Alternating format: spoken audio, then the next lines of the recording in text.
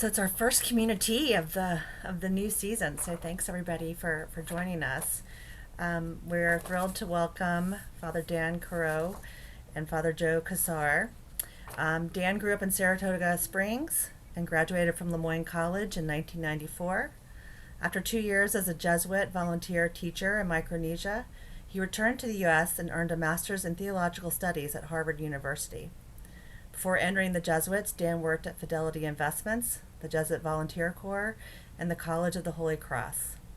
As a Jesuit, Dan earned a master's in philosophy at the University of London and a licentiate. I don't know if I'm saying that right. Sorry, Dan. All right. Neither do I. um, a really prestigious title in sacred theology from Boston College. After ordination as a Catholic priest, he served at St. Francis Xavier Parish in New York.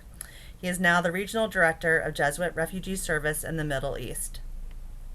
Father Joseph Cassar is the Country Director of Jesuit Refugee Service Iraq, and he's been there since February 2016. Born in Malta, Father Cassar entered the Jesuits in 1979 and was ordained in 1991. Since then, he served in a variety of teaching, administrative, and pastoral assignments. His international and intercultural experiences as a Jesuit repeatedly brought him face to face with the harsh reality of forced displacement. Following his first encounter with JRS in Nairobi, Kenya in 1984, Father Cassar worked in emergency famine relief and in a multi-sectoral project among forcibly relocated persons in Ethiopia in 1985 to 1986. Later, during studies in Rome, he volunteered with JRS Italy and in the international office. Father Cassar was the founding director of JRS Malta from 1993 to 96, where he spent another term in 2008 to 2011. He is a member of the Euro-Mediterranean province of the Jesuits. Please join me in welcoming Dan and Joe to Holy Trinity virtually. I'm sorry we're not all in person, but we are glad to have them in our community. Thank you, Ashley, and thank you all. It's great to see you all together. As Ashley mentioned, I worked for a couple of years at the Jesuit parish down in Lower Manhattan, and just amazed at the great work that you guys are doing. We were partners with Nick, helping out as a social justice sort of compatriots there. So I know the great work that you guys are doing there with Ashley's help and through all the energy of the parish. So thank you for that, and thank you for your interest in inviting us here to the community. We have a short little presentation today. The idea was we'll share some pictures, some stories, a short video, probably 20-25 minutes, hopefully, and then the idea was to go to questions and conversation from there, if that sounds all right. Okay. Am I sharing the screen here? Can I?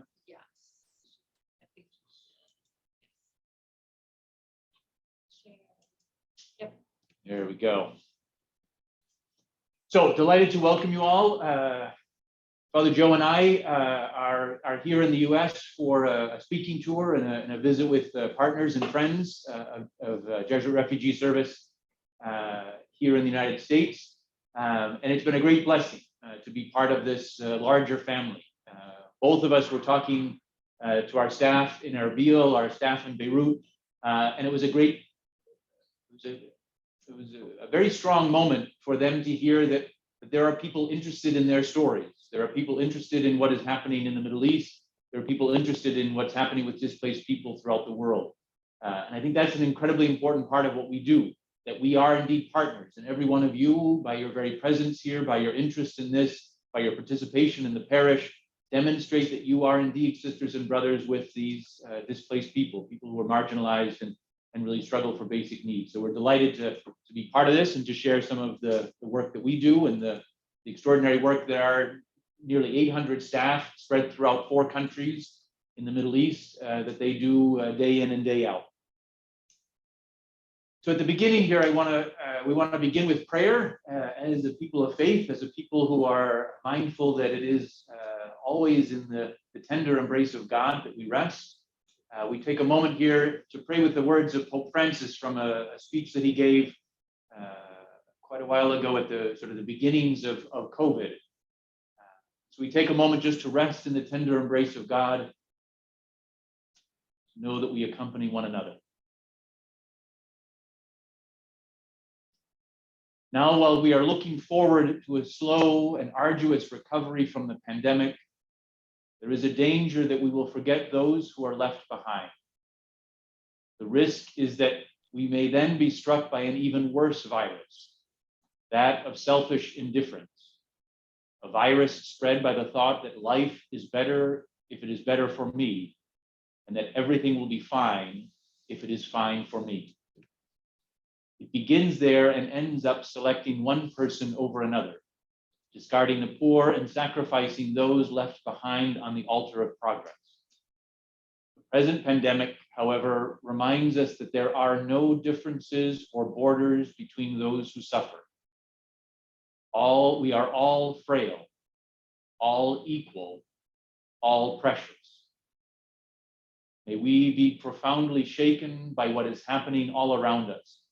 The time has come to eliminate inequalities, to heal the injustice that is undermining the health of the entire human family. Amen.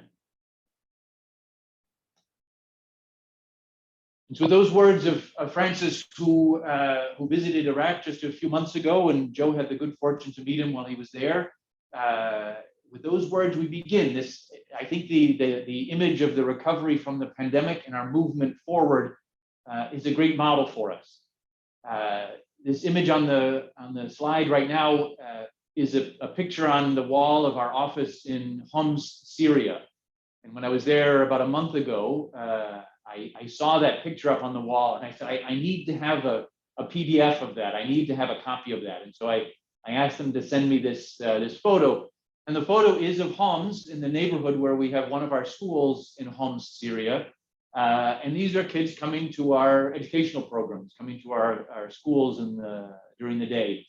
And that beautiful image, the beautiful sentiment there, never give up. These are children, they're walking out of the difficulties of their lives, the pain of the violence that was Homs for so long, the destruction that you can see in the background there.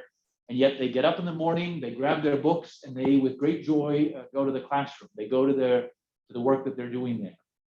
And I was reminded of what Father Pedro Rupe said about the work of JRS and our accompaniment of refugees, in that refugees tell us the state of the world, and we must communicate that message. It is the standard line for us at JRS that the existence of JRS is a travesty. That there are refugees in the world means that there is something profoundly wrong, that there is the work of evil, no question, that would destroy homes, that would rob people of comfort and the joy of belonging. And yet we see in the people that we know, we don't see the focus just on that destruction. We see that desire, like those children, to pick up the books and to start going, to keep walking. To continue that journey, to move from the chaos and the destruction that was the past, and to move into an ever greater hope, to move into ever greater joy. And that's what keeps us going. That's certainly what keeps me going. What I hear in the voices of the people we work with is great joy, great hope, great aspiration for the future. And that, by your presence, is a great sign that we can do that together, that we can accompany these folks, that what we see here and what we're talking about are images of great, great joy and hope. And so with that, we move forward into some of the practicals of what we do. Here we have a picture taken in Lebanon just a little while ago. We were doing a distribution of food for some of the families of our students out in the Bekaa Valley. And different than a normal distribution, we were doing the hand sanitizers and trying to be socially distanced in the bizarre world of a COVID reality. But our work in Lebanon, Syria, Jordan, and Iraq is effectively, there's a base that is similar. We have, as a Jesuit organization, we aspire to excellence in education for displaced children. So that is the real foundation of what we do.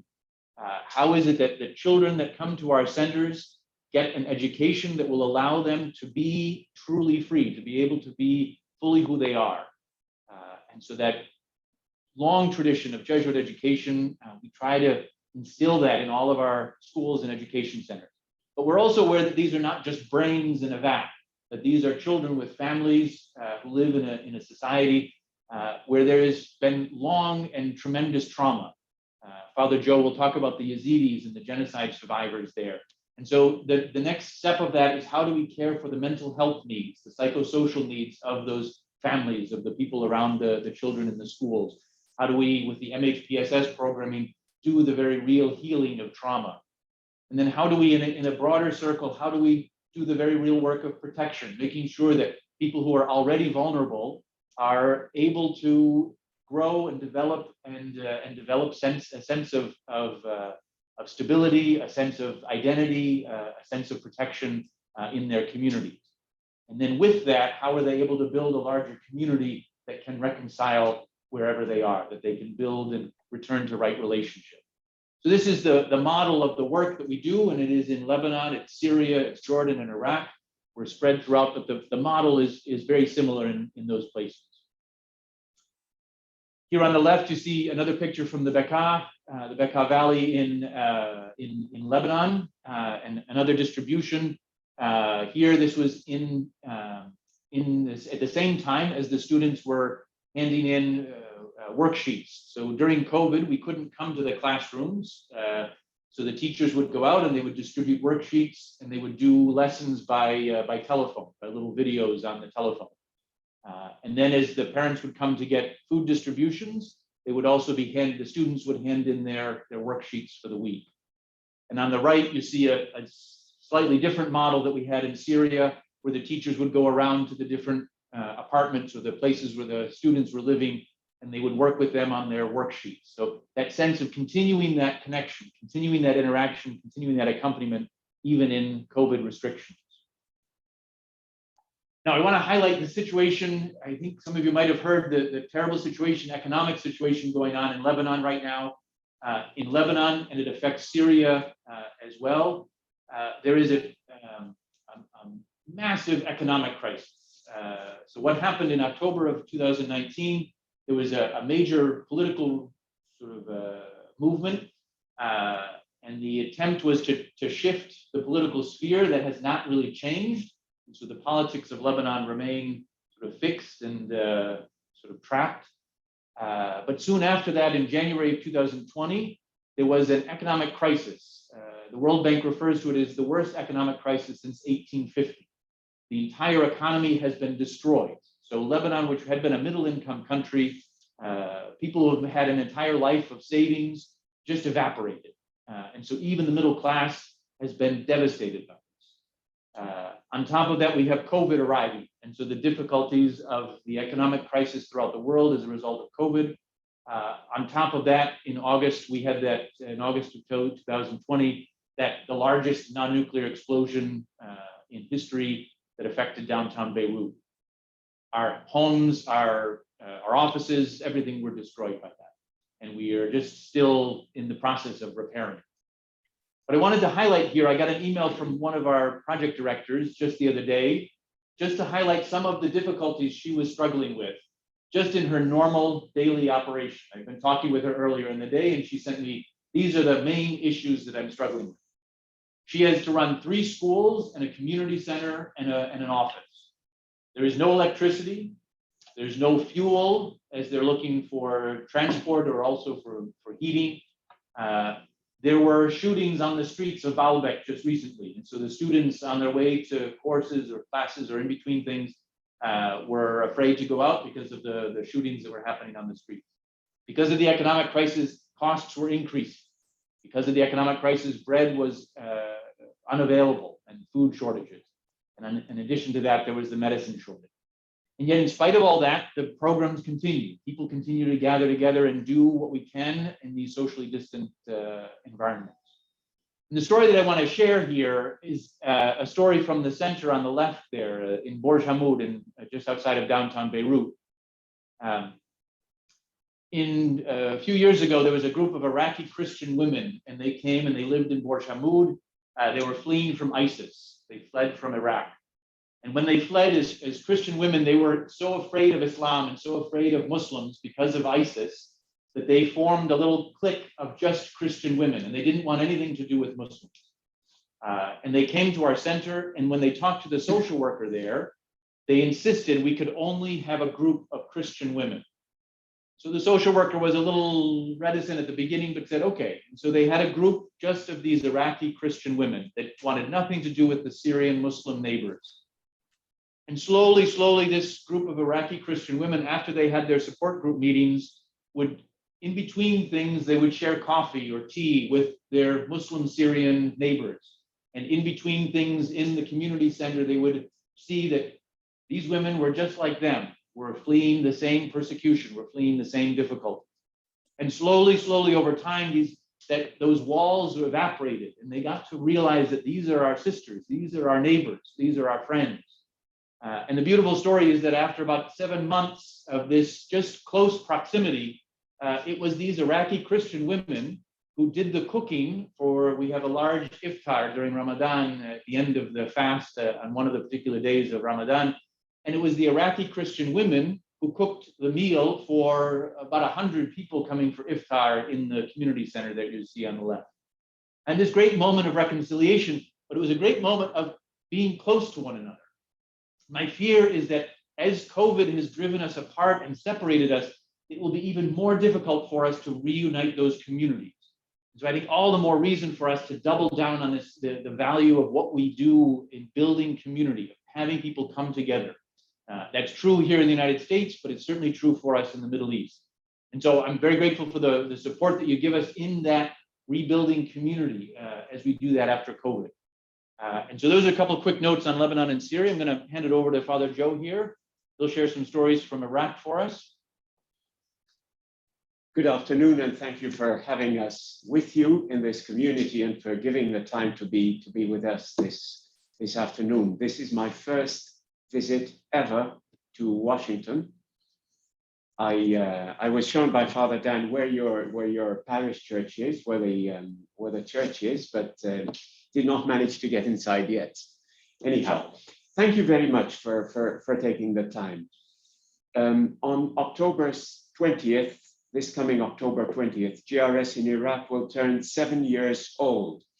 When I first arrived in Iraq some 6 years ago, I was hoping that there would not be too many anniversaries of JRS and that people would be able to return to their homes. Well, the fact is that 7 years on, we are still dealing with at least half of the people who are served by JRS programs are unable to return home. And I shall speak about this particular population group. JRS Iraq has served Muslims, has served Christians, and still serves Christians as well as Yazidi people through its projects. We have opened and closed projects and moved on and adapted and begun new things and continue shaping up things differently according to the requirements of the people we serve. Currently, there are two major groups who are served by the JRS programs that we have. And that is Christian returnees to the Nineveh plains of Iraq in a town called Carrou, which is the largest Christian town in Iraq. This was visited by Pope Francis on March the 7th. And then on the other hand, in what is known as the Kurdistan region of Iraq, there we are ministering to an exclusively Yazidi population who are all survivors of the August 2014 genocide in Sinjar district of the Nineveh governorate. The two pictures here, the ones that we're seeing on the screen, left and right, show us one of the JRS teachers visiting kids during the time of COVID. So when we could no longer have children and young people coming to our school, one of the things that we did was launch a program called School Comes to You. And just as we have teams who visit families in Sharia town and in 7 surrounding villages, so also we tried to take education to children, to help children from a young age to those who are older to continue learning, to have, but beyond learning maths in this case, or Arabic or English, but to continue having a sense of purpose, some kind of sense of normality and order and hope in their lives. We knew that kids looked forward to the visits of our staff. One of the things that we did concurrently with with the visits, since we envisage that children will receive breakfast every day or an afternoon snack when they come, because many of the families from which the children come are unable to provide nutritious food. One of the things that we did was rather to have a nutrition pack. Dry rations, so milk powder, for example, good cheese and milk and eggs and so forth. And the teachers would take it to the visited families of the children to leave there so that the mothers could prepare some nutritious food for the children to feed both mind and body, and hopefully to give a sense of purpose to children. On the right-hand side, you see some women who are in one of our sewing classes, and that class is particularly popular with women who are coming out of depression, and also of many other cases that are seen by our psychologists. Many have been traumatized, many have had the tremendously horrendous experience of either seeing their loved ones being abducted or even killed, or having themselves spent 3.5 years in captivity as sexual slaves by ISIS. So this gives a sense of well-being beyond just, you know, the tailoring or whatever that they can learn. It gives a sense of well-being, a sense of creativity, and a sense of life coming back to normal. Two other pictures. So these are from recent visits that we carried out. Just as we accompanied Christians who returned to Carrou in the Nineveh Plains and set up programs for them according to what they identified as priorities. And in that case, it was women's support together with mental health and psychosocial support, education for children, youth actually, aged 15 and 18, crucial years in their academic formation, as well as food distribution and cash assistance for the poor.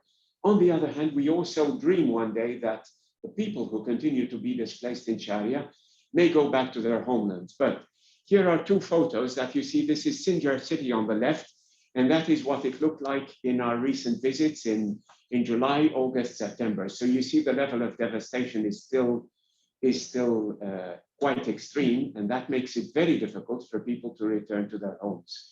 The streets are quite empty, and life is only coming back to a couple of streets in the immediate city center, but beyond that, there is very little that people can go back to. On the other hand, on Sinjar Mountain, and this is one of the other places that we have been visiting, there are still 1,100 families who, at the time of the brutal attack by ISIS and of the genocide, had escaped up the mountain in the searing heat of August of 2014, and of any August for that matter, as Dan was saying. They had escaped up the mountain, and they continue to be there because that is a place of refuge and shelter for them. They are unable to go back to the villages, which are still largely destroyed. Homes are booby-trapped. There are still many mines or unexploded ordnance in the fields that make a return to agriculture and therefore to livelihood still quite possible. And this is one of the places that we visited on the mountain. From here, we'd like to show you a short video put up by JRS USA, but filmed entirely in Sharia, just to give you an idea. I mean, the vehicles that you see, the roads that you see are, well, vehicles I have driven, roads I have walked, and people I have met.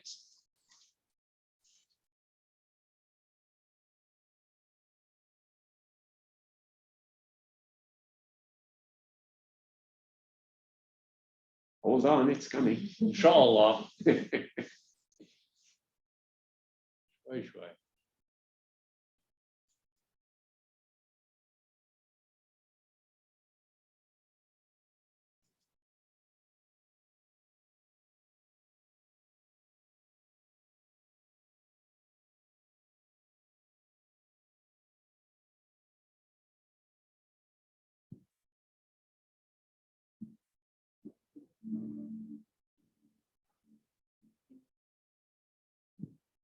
Is it playing for you all in the conference room? Yeah. Are you not hearing it? No. There's no. And the screen is black too. Oh, is it? Oh, yeah. Okay, technical. I think it may have gone to the Google folder rather than. Technical say- sabotage. Okay.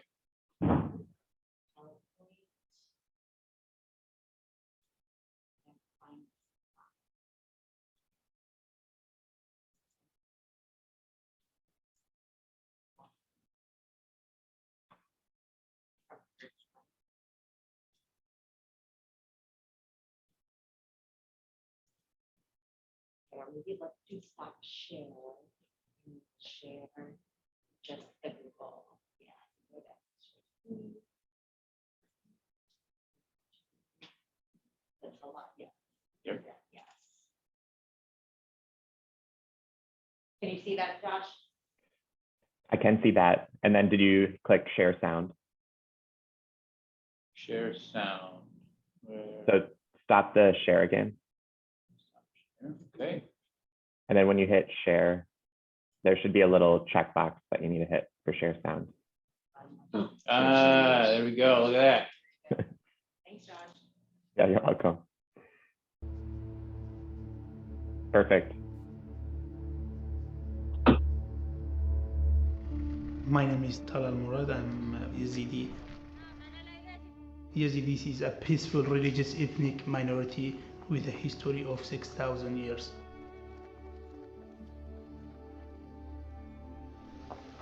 I am 33 years old. I have lived through 2 genocides. The last one was on the hands of the ISIS. On the 3rd of August 2014, we heard that the ISIS attacking southern areas of Sinjar Mountain. We heard the things, we saw the ISIS members on the way. I could remember the screaming of my mom, screaming of my sisters, that they were saying they will come to kidnap us. In that day, the ISIS did many crimes against the Yazidi people. They killed around 1,290 persons. They kidnapped more than 6,400 people, most of them children and women. But thank God we could be able to flee out to Kurdistan in that day. And 7 years later, me and my family, we are living here. خلقك يقول لنا نقبل قريها تقريبا خلقي ما بقى نقر يعني بس وقودو كرتي شيخ يعني هي بياخذ يبلقي وضع غيرها اجي قوايمه اجي شنقال ما ممزن. There is no efforts from the government to find a safe ground or dignified ways for the people to return to their areas. As a Yazidi young, I found that it is my duty to stand with my community and advocate on their rights. I am a protection and education director at JRS Sharia here in Kurdistan, Iraq. The JRS mission is to accompany, serve and advocate for the people. We are going to the old village around Sharia. Each month we have 100 food basket and hygiene kits to provide to the 100 families here in Sharia collective and 7 villages around.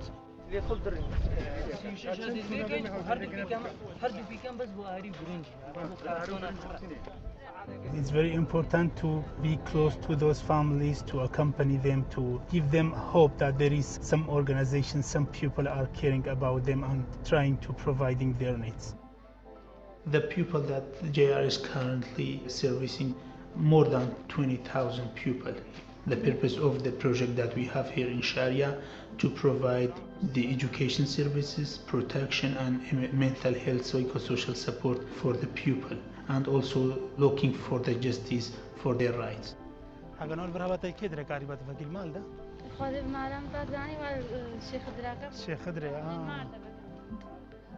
We're providing cash assistance in terms of mental health. We are providing the medication. We providing them with the legal services.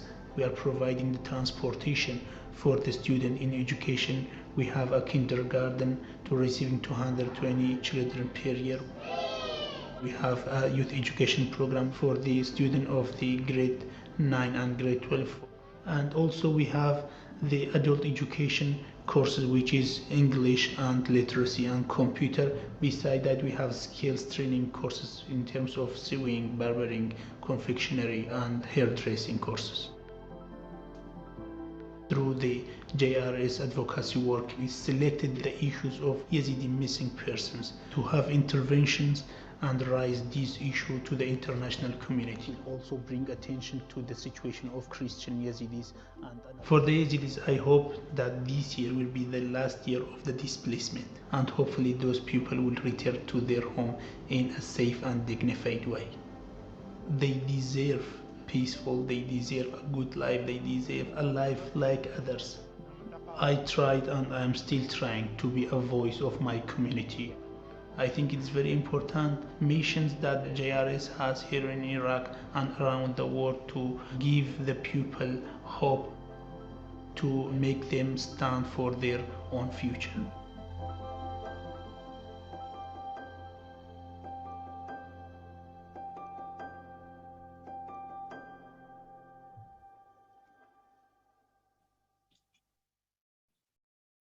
Stop sharing. Very good. And with that, we just want to thank you. The work, as I said, I was with Talal and Joe in Iraq just a few weeks ago. Talal is doing amazing work there. And he also knows, we were just talking with him earlier today, he knows that we are gathered here, that you are interested in the work that he's doing, both to serve the people, the Yazidis up in the north of Iraq, but also to advocate for their rights. And I think as Americans, as an American myself, I'm just very aware of our role, the voice that we can play here in Washington as advocates for people who are displaced, people in particular in Iraq, where our government has such a long and difficult history there, to be mindful of our role and our participation in that. So we're very grateful that you took the time here. We're very happy to answer questions, continue the conversation, and very grateful for your time. So thank you.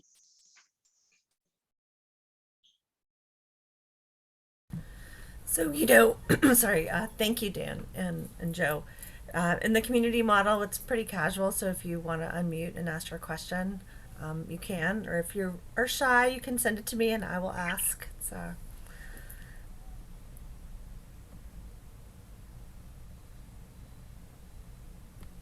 Hey, this is Jim Thusson. I really appreciate the presentation and I admire the work you're doing. It truly is God's work. What I struggle with is the idea that this is like a river that's never going to stop. The violence, displacement, people fleeing to a better life.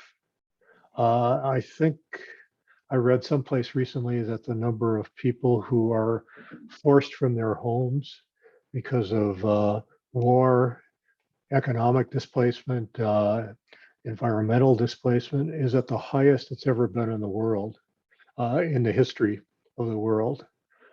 Do you see a larger role for JRS?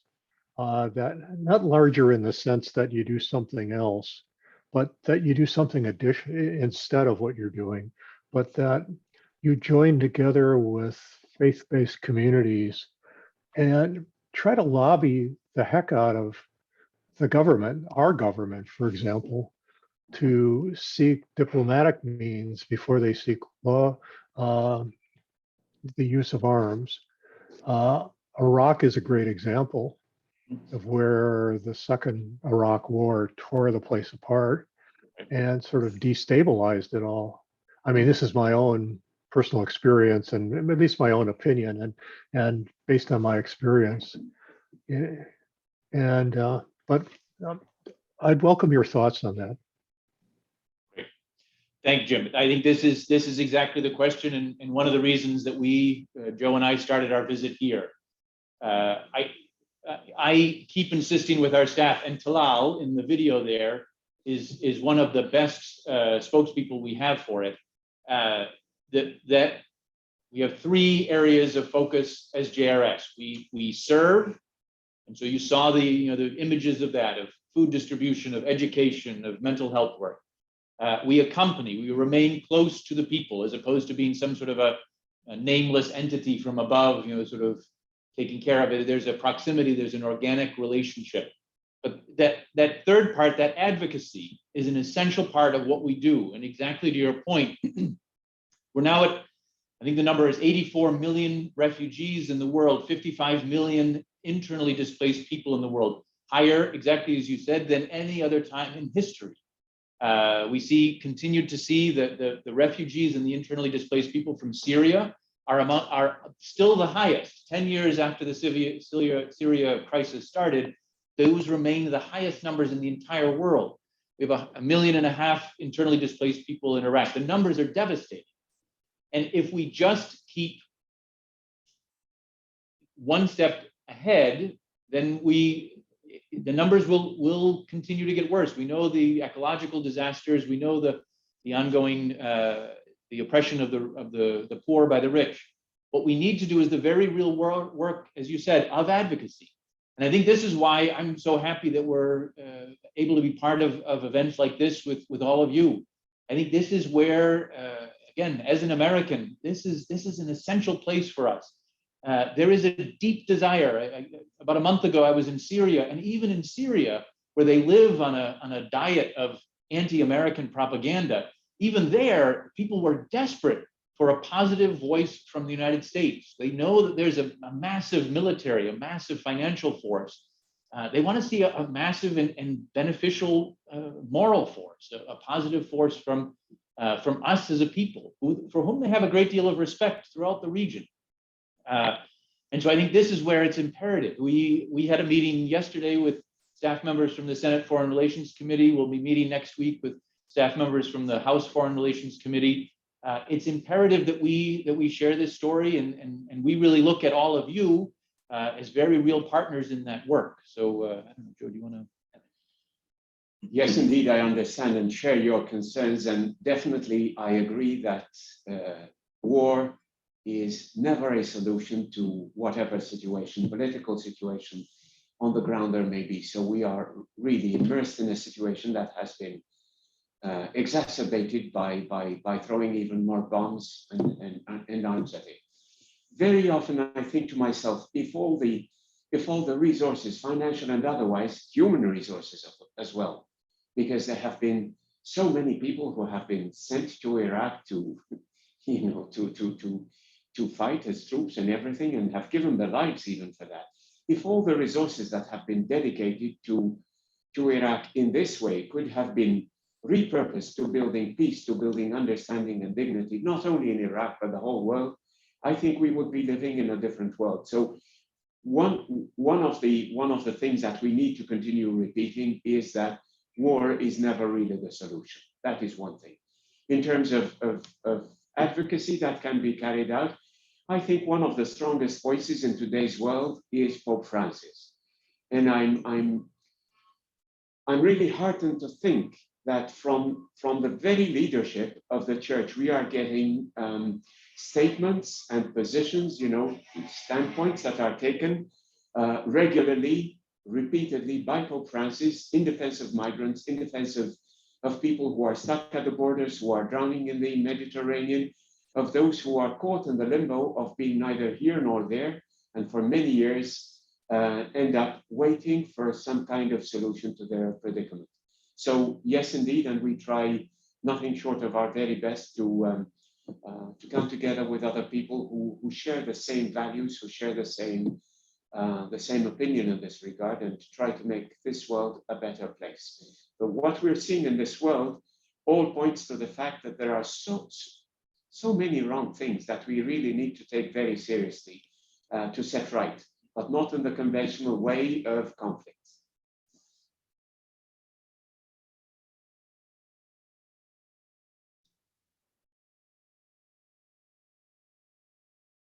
Thank you for the question there, Jim. Thanks, Dan, and also Joe. Great to be with you. Great to have you here in the community too. I guess my question, then, building off of Jim's last question and your response, our parishioners, like, we're very engaged, very generous.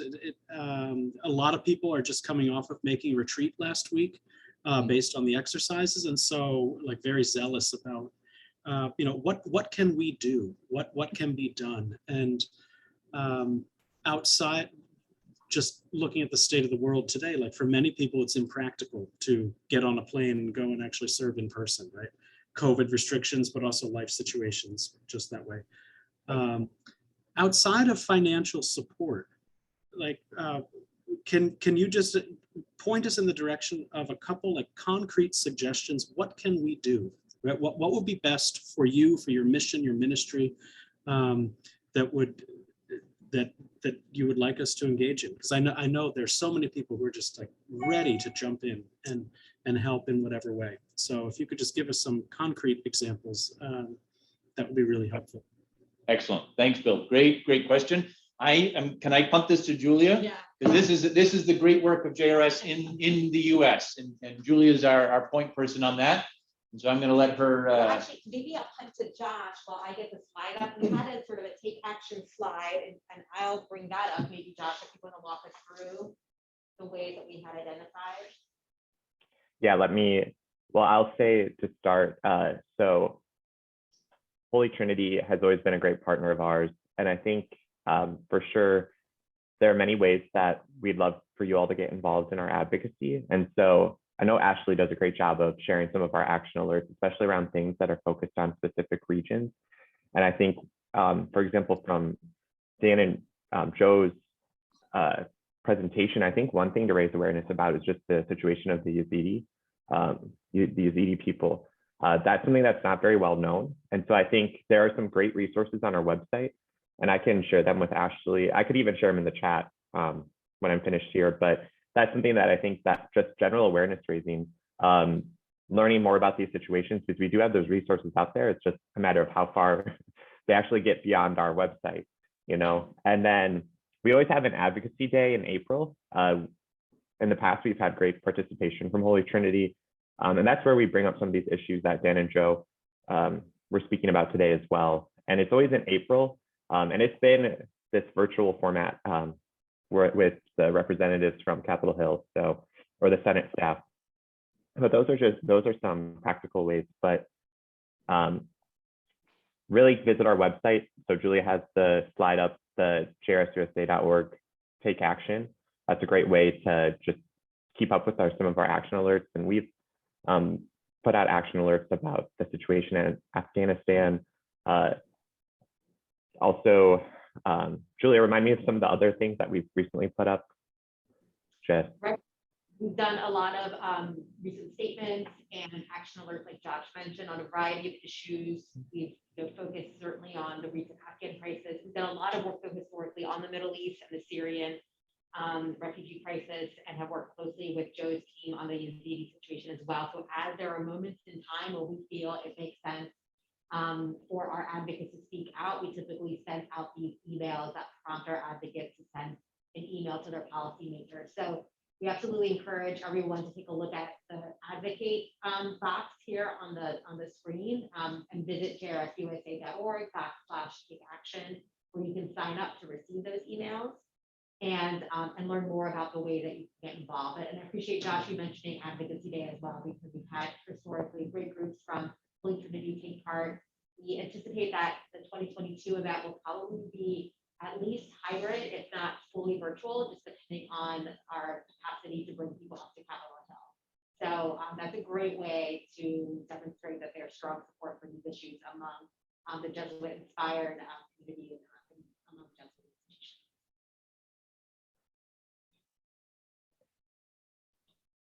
And again, Ashley's been great. So if you receive her social justice newsletter, she often takes a lot of what I share with her and posts it there.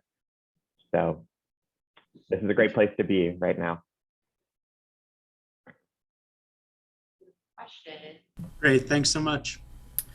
Following up on that, Josh, so we have a school, and then we also have, a large RE program. Are there actions that students could do? I think it was Dan that said at the beginning, it gives hope when they know that there are other people aware of their story, or is there a way to have more than just that awareness? Are there engagement opportunities at that level with your school, or I don't know, I'm just trying to think how else we could. Right. What I will say, these have been ad hoc so far, but I know that the Irish Jesuits, they have 6 schools in Ireland, and they do an annual collection, a Lenten campaign among their schools, and with us, JRS in the Middle East, we pick a particular topic, and it's a fundraising thing, but then there's also we'll do a publicity campaign. So I forget what it is, but it's usually school supplies or summer, usually in the Lenten campaign, we're thinking about the summer. So equipment, art supplies and things for the summer camps. And so this year it will be Syria, because the new country director for JRS in Syria is an Irish Jesuit. And so he'll be the one writing the article and sending the photos, and there'll be stories about Father Tony and the folks in Syria. But the idea is to get the students in these Jesuit schools connected to the Jesuit schools operating in Syria. And how is it that we're in now with the students, it begins with a financial, some sort of an investment, but the idea is to share the story beyond that.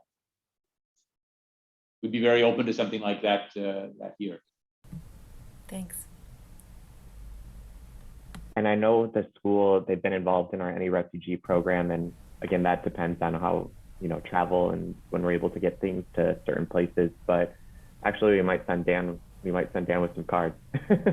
But they loved the cards. That was fun. That was a good. Yeah. And that's just a really great way for students to, so you already know that. And then also we have this Miles for Refugees challenge coming up, where people can, the challenge is starting on October 15th, but it's to reach 50 miles by November 14th, which is JRS Day.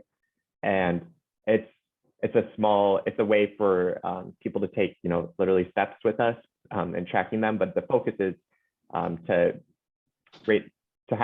raise awareness about the work of JRS, and we'll be sharing stories throughout the weeks of the challenge. But it's free to sign up, and I can post a link in the chat here too.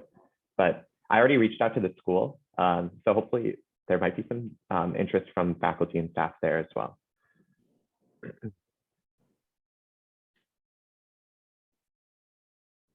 The cards are always a nice treat. They get the students, certainly the Lebanon and Syria, to think about, oh, I need to learn English. I really need to work on that. And hopefully, I hope it gets the students in the United States thinking, oh, I need to learn how to write this in Arabic. Thinking in terms of we are a multilingual globe, and to be trapped in one language is a real deficit.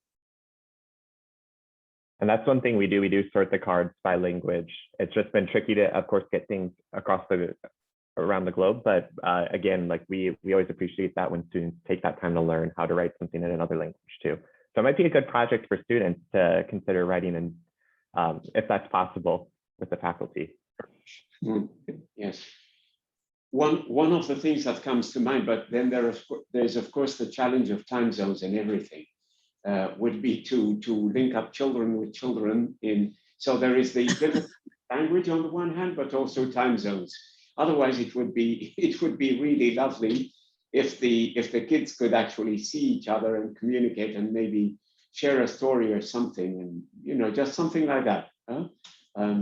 Children seeing other children elsewhere, but the two main challenges: language and time zones. Maybe just not to interrupt, but Anne asked a question there about Jane Araf. I know the name, Anne. I can't say that. I know her as a reporter. And I have great respect. I would agree with your assessment of her articles. Very, very powerful. I do not know her though. I'm afraid.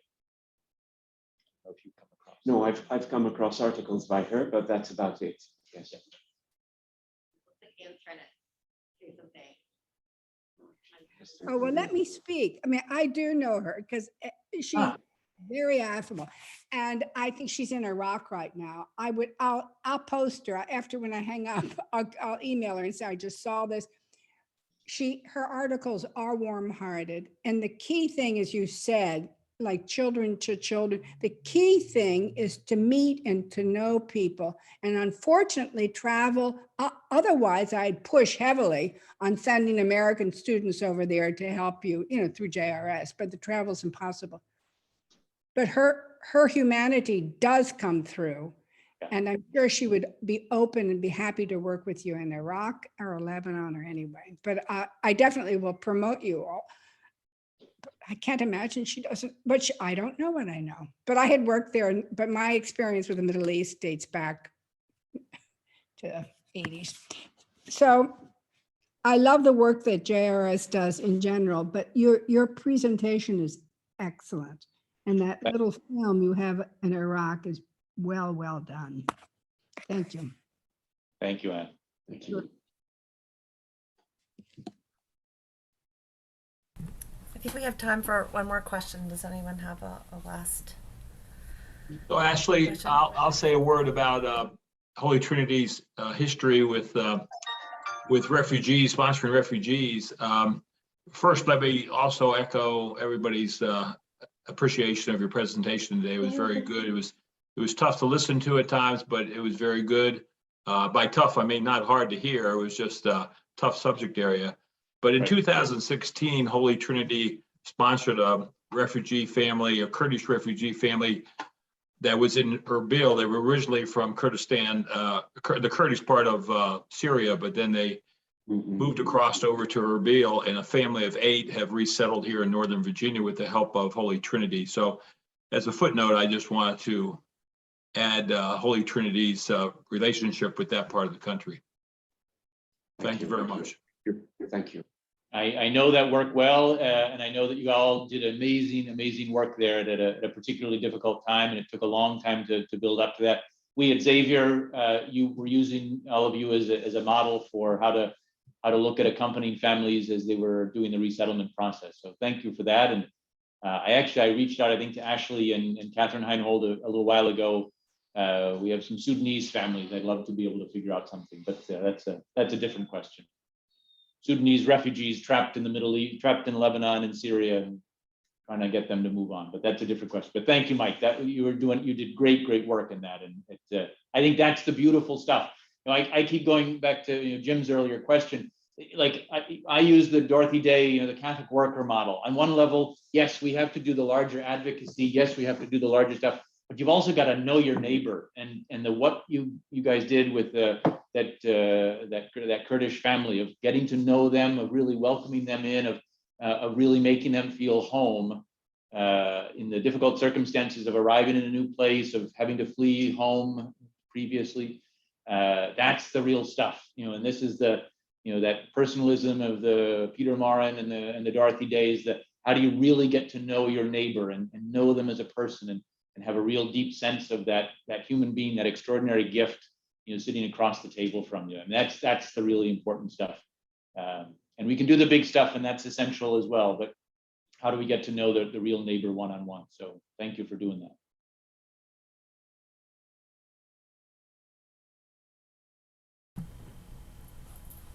All right. Well, thank you, Dan and Joe and Josh. It's wonderful to see you on the screen. Hopefully I'll see you on campus. I'm headed there shortly. I didn't know you were staying at the rectory with Bill and Kevin, but it was wonderful to hear your presentation, and I hope that Josh and I can continue conversations on how we can support your work and engage our students and parishioners of all ages and accompanying you on what you're doing. So thank you, everyone, and I hope to see you soon. Thank you. Well. Thanks for being part of this. Thank you all. Bye-bye. Bye. Thank you, everyone.